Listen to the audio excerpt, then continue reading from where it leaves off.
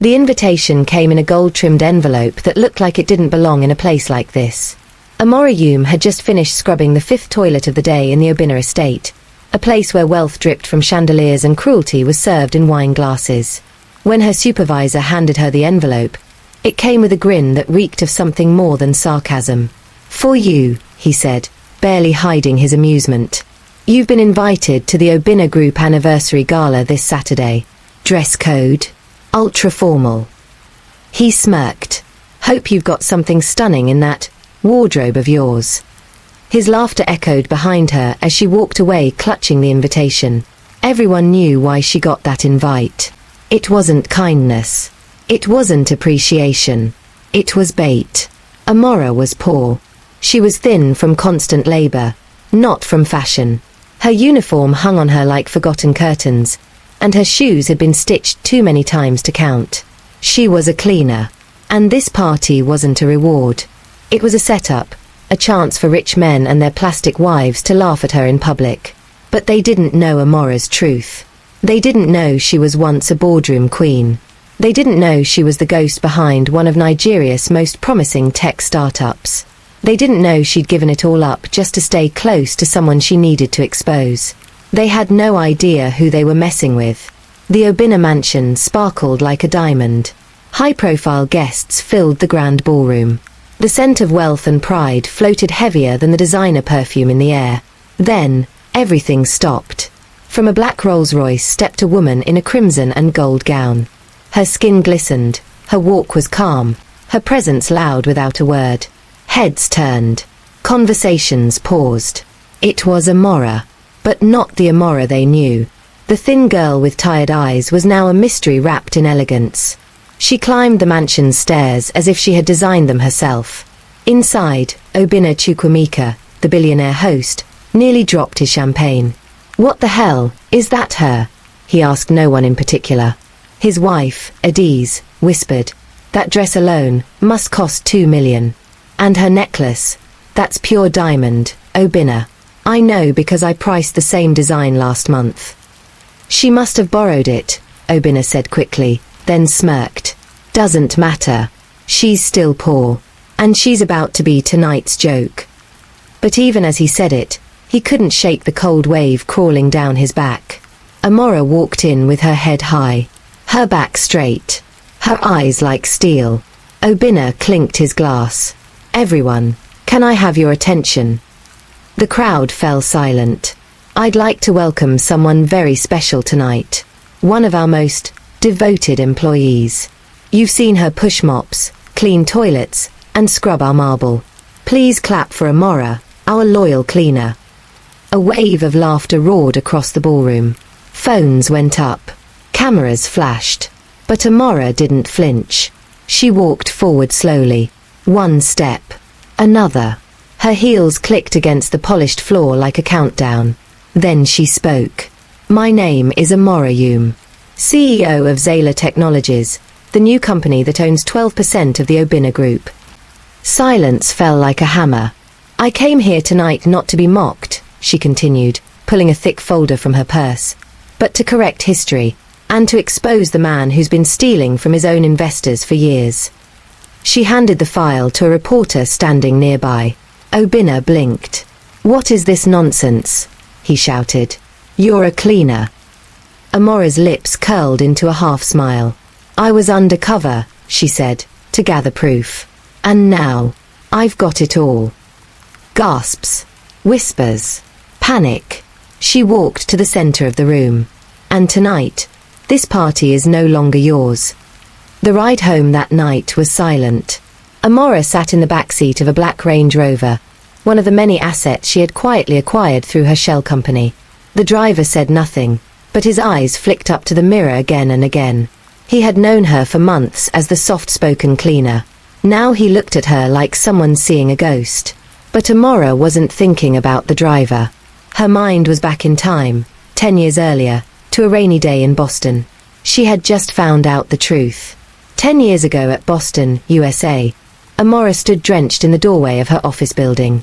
The flashing lights of police cars reflected on the wet pavement. Her heart raced as she climbed the stairs. She hadn't even taken off her heels.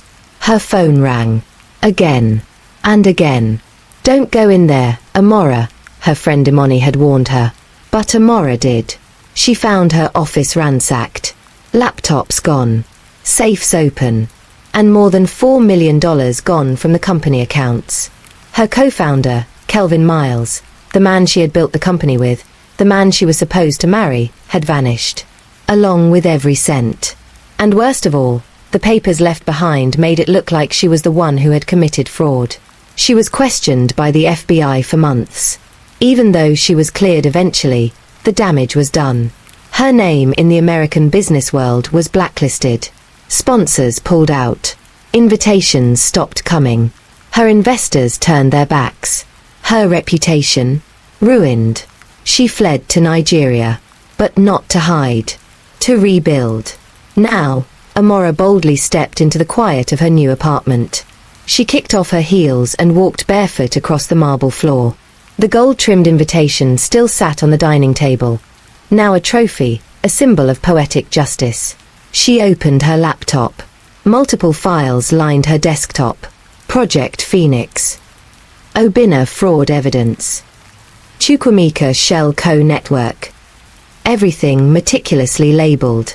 She had collected them one by one. Photocopies of fake contracts, images of offshore account transfers, audio recordings from the study where Obinna casually bragged about bribes and tax avoidance. But there was one file she hadn't touched in a long time. Kelvin. She hovered her mouse over it. Her hands trembled. Kelvin had taken everything from her. Her company. Her name. Her trust. He was still out there. Somewhere. Maybe he was watching her now. Maybe he had seen what happened tonight. She double-clicked the file. Photos of Kelvin smiling with a fake identity in Dubai. Reports of a new tech company under a stolen alias. Interviews with investors who didn't know who he really was. She clenched her fists. I will finish what you started, Kelvin. And this time, you won't see me coming. Her phone buzzed. A message. Unknown number. You looked good tonight. I see you haven't changed. But neither have I. Her heart skipped. She stared at the message. Was it him? Before she could reply, another ping. Unknown number. Still fighting for justice. Careful. Amora. Some ghosts bite back. She blocked the number instantly and stood up. She walked to the window. Below, Lagos buzzed like a never-ending song. She had just destroyed Obinna. But the game was far from over. She wasn't just fighting billionaires now. She was walking into the den of the man who had taught her how cruel the world could be. And this time, she wasn't just fighting for herself. She was fighting for every invisible woman who had ever been betrayed and silenced. She whispered into the night. This is only the beginning. The next morning, Amora sat before a mirror in a sleek salon tucked in a hidden part of Lekki. Her stylist, Sade, hovered behind her, expertly curling strands of her hair. You broke the internet last night, Sade whispered. Obinna trending. His wife. Hiding.